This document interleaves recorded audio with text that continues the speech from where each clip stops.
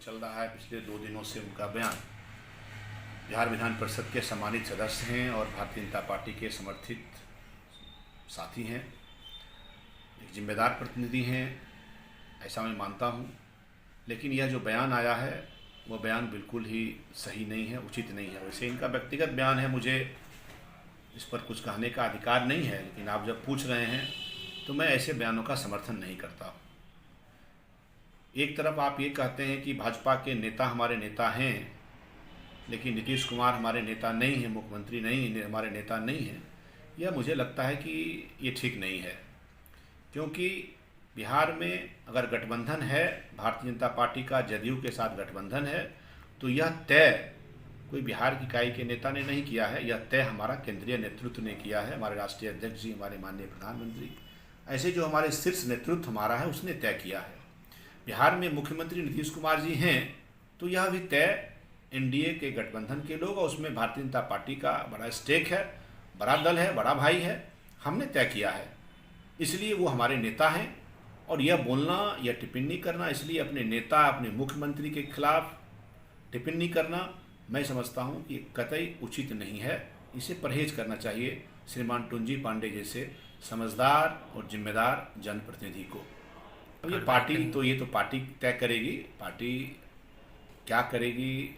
निश्चित तौर पर पार्टी ऐसे बयानों के लिए उनकी प्रशंसा कभी नहीं करेगी, और पार्टी के स्तर से भी मुझे लगता है कि इस पर आपत्ति जरूर किया गया होगा, लेकिन ये क्या पार्टी कर रही है मुझे जानकारी नहीं है।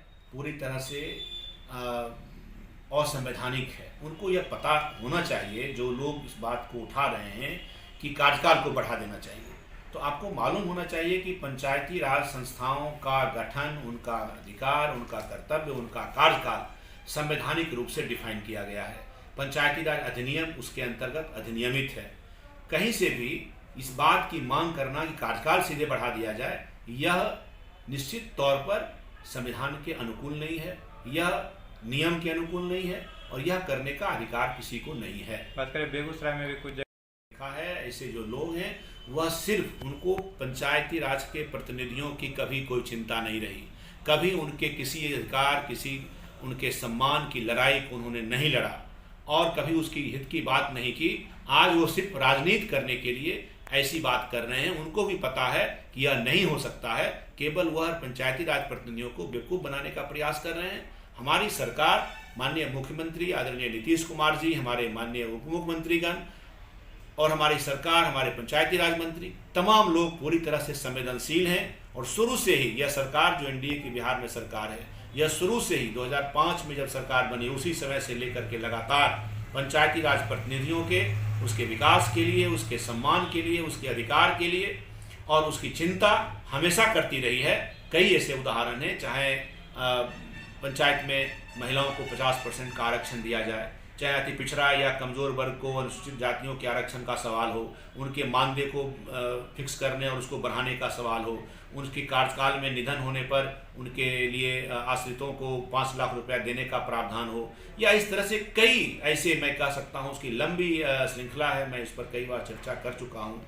इस सरकार ने हमेशा पंचायती राज प्रतिनिधियों के हित का और उसके सम्मान की बात की है, और मुझे लगता है कि उसी का ख्याल करके हमारी सरकार ने इस जो एक संकट पैदा हुआ है चुनाव नहीं होने के कारण पंचायती राज संस्थाओं के सामने, तो उसका ख्याल करते हुए पंचायती राज संस्थाओं के जो स्वायत्तता है उसका भी ख्याल करके एक वैकल्पिक व्यवस्था बना रही है, जिसमें परामर्शी समिति के माध्यम से काम चलाया जाएगा। और उस परामर्शी समिति में हमारे निवर्तमान पंचायती राज के प्रतिनिधि रहेंगे सदस्य के रूप में। कैसे रहेंगे, क्या रहेंगे, ये कुछ दिनों में तय हो जाएगा, लेकिन वो रहेंगे जरूर, इतना हम लोग को पूरी तरह से उम्मीद और भरोसा है।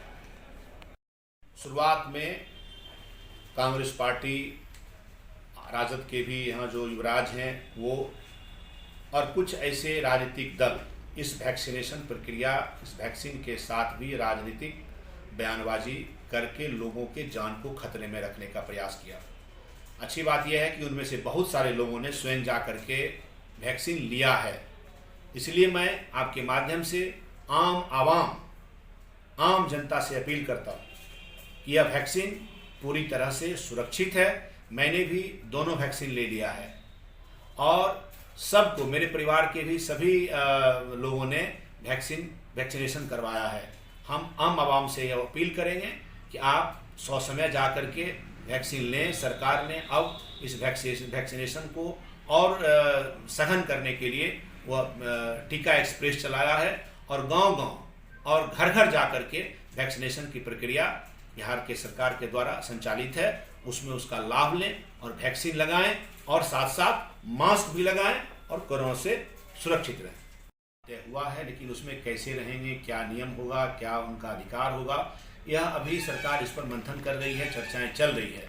लेकिन इतना ज़रूर है कि हम लोगों ने जो मांग किया था सरकार से, हम 24 स्थानीय निकाय से एमएलसी हैं, उसमें 19 अभी वर्तमान में सदस्य हम लोग हैं और उसमें खास करके भारतीय जनता पार्टी से जितने लोग चुन करके आए थे उन तमाम लोगों ने और बाकी सब लोगों ने सरकार से यह मांग किया था कि जब चुनाव समय पर नहीं हो पा रहा है और पंचायती राज प्रतिनिधियों का कार्यकाल समाप्त हो जाएगा, पंचायती राज संस्थाएं विघटित हो जाएंगी, ऐसे परिप्रेक्ष्य में सरकार को जो भी वैकल्पिक निर्णय लेना है उस निर्णय में इस बात का ध्यान रखा जाए कि पंचायती राज संस्थाओं की का जो मूल विषय है, जो उसका मूल कंसेप्ट है, वह कहीं से भी धराशायी ना हो।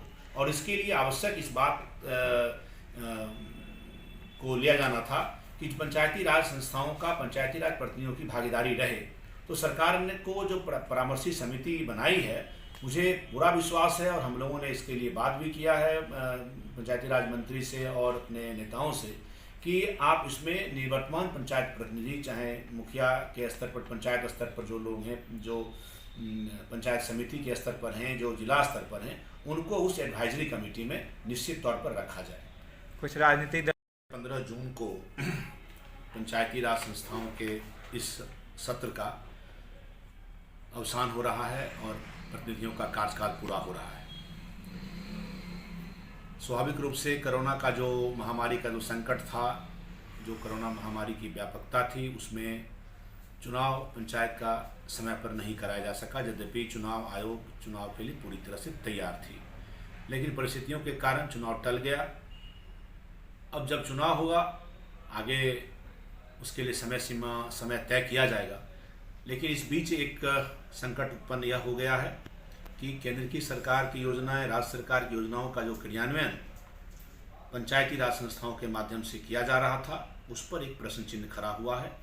लेकिन उसके लिए बिहार की सरकार ने बड़ा ही ऐतिहासिक कदम उठाया है, निर्णय लिया है कि एक परामर्शी समिति का गठन करके उसमें पंचायती राज के प्रतिनिधि जो अभी निर्वाचित हैं, 15 जून के बाद वो जो निवर्तमान हो जाएंगे, उनको उसमें रखते हुए और पदाधिकारियों को जो पहले से व्यवस्था थी उसको जोड़ करके एक परामर्शों को क्रियाशील तब तक रखा जाएगा जब तक कि चुनाव ना हो जाए। परामर्श